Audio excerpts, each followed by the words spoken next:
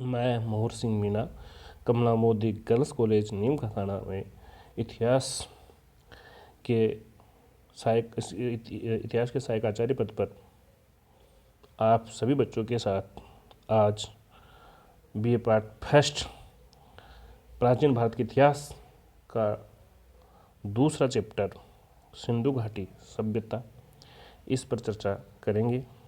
सिंधु घाटी सभ्यता सिविलाइजेशन सिंधु घाटी विश्व की प्राचीन सभ्यताओं में है।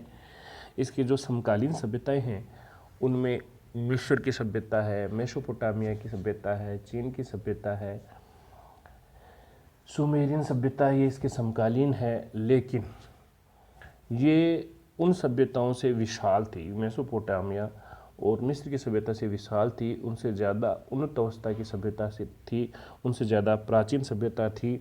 इस सभ्यता की खोज तब आरंभ हुई। वैसे इस सभ्यता के जो ईंट थी हड़प्पा की मुख्य रूप से 7वीं सदी में प्रयोग में लाई गई थी पहली बार। तब ईंटों का प्रयोग ये समझ के किया गया था कि ये देवी वरदान है, उस रूप में ईंटों का प्रयोग किया गया था। बाद में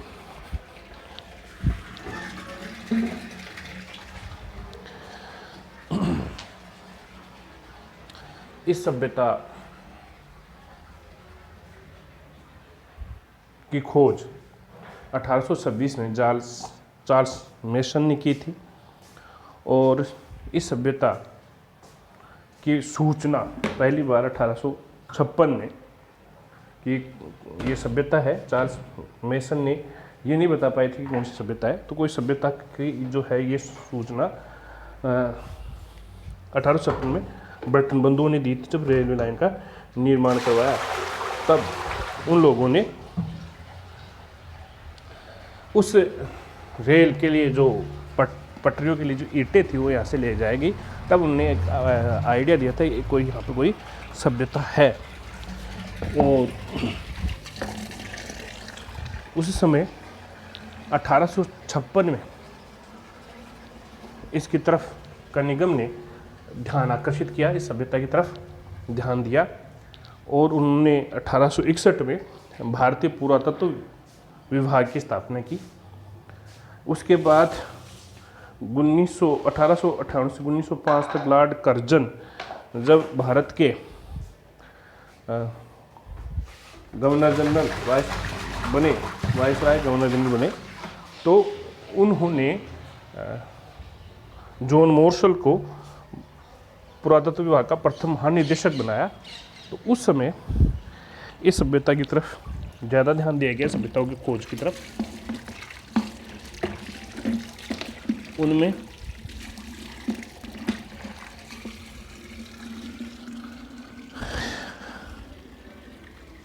जॉन मोर्सल के नेतृत्व में 1921 में दयाराम साहनी ने इस सभ्यता का उत्खनन किया।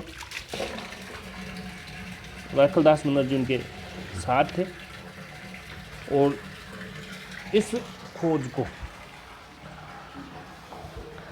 इंडिया वीकली पत्रिका में प्रकाशित किया जॉन मोर्सल ने।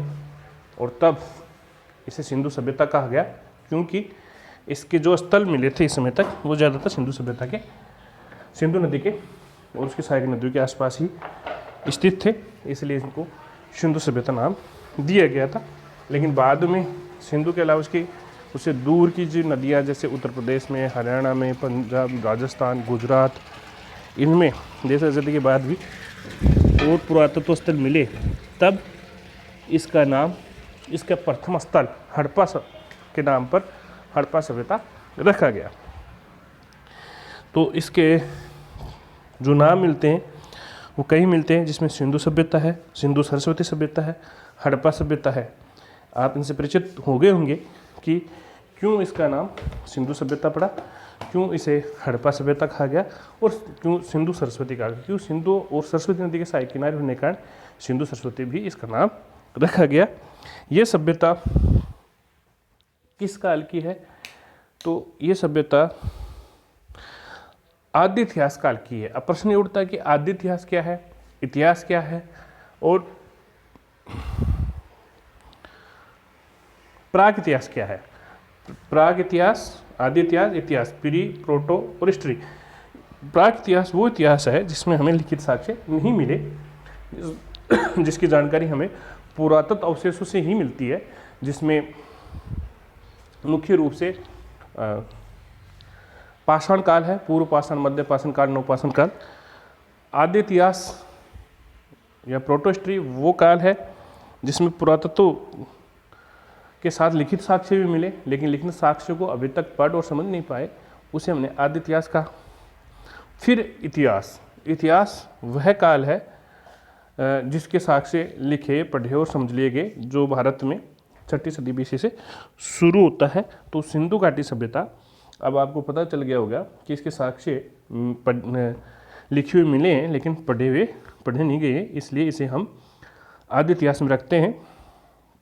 ये सभ्यता अभी तक वैज्ञानिक मान रहे थे कि ये 5,500 वर्ष पुरानी है, लेकिन IIT वैज्ञानिकों ने और नए शोध हरियाणा में भिटराना एक प्राचीन नगर मिला जो 8,000 वर्ष पुराना है। तो इससे अब अनुमान लगाया जा रहा है कि ये सभ्यता 8,000 वर्ष पुरानी है और इसका सबसे प्राचीन नगर भिंडराना हरियाणा का है। ठीक है, ये नया शोध आया है। ये सभ्यता मुख्यतः सिंधु, घग्गर, हकड़ा, प्राचीन सरस्वती के किनारे और अन्य नदियाँ, हिंडोर नदी, भोगवा नदी, इनके किनारे विकसित हुई। और इसका जो विकसित रूप है वो 6 नगरों में, जो मुख्य नगर हड़प्पा, जिसकी पहली खुदाई हुई, इसलिए इसको हड़प्पा सभ्यता कहा। ठीक है, इस सभ्यता, हड़प्पा संस्कृति, पुरावस्तुओं, विशेष शैली है इनकी, विशेष स्थान है, समयबद्ध है। इसमें जो मुख्य वस्तुएं जो मिली हैं इस सभ्यता से वो है मोहरे हैं, मनके हैं, बाट है, पत्थर के फलक हैं, पकी हुई ईंटें हैं। इसका जो क्षेत्र है सिंधु घाटी सभ्यता या हड़प्पा सभ्यता का, अफगानिस्तान, पाकिस्तान और भारत में है। अफगानिस्तान, अगर उत्तर पश्चिम की बात करें तो अफगानिस्तान के मांडा से लेकर पूर्व में मेरठ उत्तर प्रदेश तक है। जम्मू से लेकर, उत्तर में जम्मू से लेकर दक्षिण में भोगवा नदी गुजरात तक ये फैली हुई है। और इसका लगभग जो विकसित रूप है वो 2600 से 1900 वर्ष का बीच का है, जिसे विकसित हड़प्पा संस्कृति हम कहते हैं। जो हड़प्पा शहर के नाम पर पड़ा है, हड़प्पा शहर मोंटगोमरी जिले में है, राव नदी के किनारे है, वर्तमान में पाकिस्तान में है। इसकी खोज करने वाले दयाराम साहनी थे। इसकी खुदाई 1921 में हुई पहली बार, फिर 1927 में फिर इसका उत्खनन हुआ। ये अगर इस सभ्यता का विस्तार की बात करें तो ये 12,99,600 वर्ग किलोमीटर क्षेत्र में फैली हुई है। आधुनिक खोज की बात करें तो लगभग 20,000 वर्ग किलोमीटर में फैली हुई है। ये सभ्यता पाकिस्तान से बड़ी है। और इससे रंगनाथ राव ने जो हड़प्पा स्थलों की खुदाई की है, जिसमें धोलावीरा की, उन्होंने बताया 1400 किलोमीटर पे पूर्व पश्चिम, उत्तर दक्षिण है, 1400 किलोमीटर उत्तर दक्षिण में फैली है और 1600 किलोमीटर पूर्व पश्चिम में फैली हुई है। लोथल तथा सुरकोटड़ा इस सभ्यता के बंदरगाह थे। स्वतंत्रता के बाद सिंधु सभ्यता के सर्वाधिक स्थल भारत में, गुजरात में खोजे गए हैं। सिंधु घाटी सभ्यता महत्वपूर्ण संपूर्ण भारत में फैली है, केवल भारत में नहीं, भारत के बाहर भी फैली हुई है। इसके जो मुख्य स्थान है, मुख्य शहर वो ये हैं। हिंदुकुश पर्वत के पार इसके मुख्य शहर अफगानिस्तान में सोर्तगई और मुंडीगाक है। अफगानिस्तान में सोर्तगई और मुंडीगाक है, जहाँ नहरों के प्रमाण मिले हैं सोर्तगई से। भारत में विभिन्न राज्यों में अगर देखें तो पाकिस्तान में देखें तो ये बलूचिस्तान, पाकिस्तान, सिंध में फैली हुई है। पंजाब, सिंध, बलूचिस्तान, पंजाब और सिंध में फैली हुई है। और भारत में बात करें तो सबसे ज़्यादा गुजरात में 9 इसके केंद्र हैं। लोथल, सुरकोटड़ा, रंगपुर, रोजदी, मालवड़, देसलपुर, धोलावीरा, प्रभास पाटन, भगतराव, ये गुजरात में है। हरियाणा में 5 स्थल हैं। राजगढ़ी, बिरधाना, भारत के उत्तरी राज्य हरियाणा के फतेहाबाद जिले का एक छोटा सा गांव है। ये सिंधु घाटी सभ्यता का खोजा गया अब तक सबसे प्राचीन नगर है, बिरधाना या भिरढाना, फतेहाबाद में, हरियाणा में। तीसरा बनावली, चौथा कुनाल, 5वां मिठाथल। पंजाब में 3 बड़ी केंद्र हैं, रोपड़, बाड़ा, संघोल। महाराष्ट्र में दायमाबाद, उत्तर प्रदेश में आलमगिरी, अम्बाखेड़ी, जम्मू कश्मीर में मांडा, राजस्थान में कालीबंगा। इस सभ्यता की मुख्य विशेषताएं अगर हम देखें तो एक तो नगर निर्माण योजना है। सिंधु घाटी सभ्यता में विकसित नगर निर्माण बनाए गए हैं। विकसित नगर निर्माण योजना है। हड़प्पा, मोहनजोदड़ो जैसे बड़े नगर हैं जो दुर्गों में यहाँ पर शाही परिवार रहते थे और नगर के 2 भाग होते थे, परकोटे वाले और परकोटा रहित। परकोटे वाले में शाही परिवार के लोग रहते थे, परकोटा रहित में सामान्य जनता रहती थी। सड़कें उन नगरों के समकोण पर काटती थी। चौड़ी सड़कें बनाई गई हैं। नाली व्यवस्था थी। स्नानागार, बड़े बड़े इमारतें, सार्वजनिक स्थल, उनसे निर्माण किया गया था। आर्थिक जीवन की बात करें तो ये कृषि प्रधान थी। व्यापार और पशुपालन भी होता था। कृषि और पशुपालन में गेहूँ, जौ, मटर, ज्वार, बाजरा, तिल, सरसों इनकी खेती की जाती है। कपास की खेती सिंधु घाटी में सबसे पहले की जाने लगी थी। ये सबसे महत्वपूर्ण है कि विश्व को कपास की खेती सिखाने वाली सभ्यता सिंधु घाटी सभ्यता है। सिंधु घाटी सभ्यता के प्रमुख नगर अगर देखें तो वैसे तो 1000 के आसपास स्थान खोज गए, लेकिन प्रमुख 6 बड़े नगर हैं। हड़प्पा है भारत में, हड़प्पा है भारत और पाकिस्तान में, मोहनजोदड़ो है, चौंदड़ो है, लोथल है, कालीबंगा है और बनावली है। यहाँ जो उद्योग धंधे थे, मुख्य उद्योग धंधे मिट्टी के बर्तन बनाने के, मन के बनाने के, ताबीज बनाने के, जोहरी का कार्य, कपड़े का व्यापार, ये मुख्य उद्योग धंधे थे।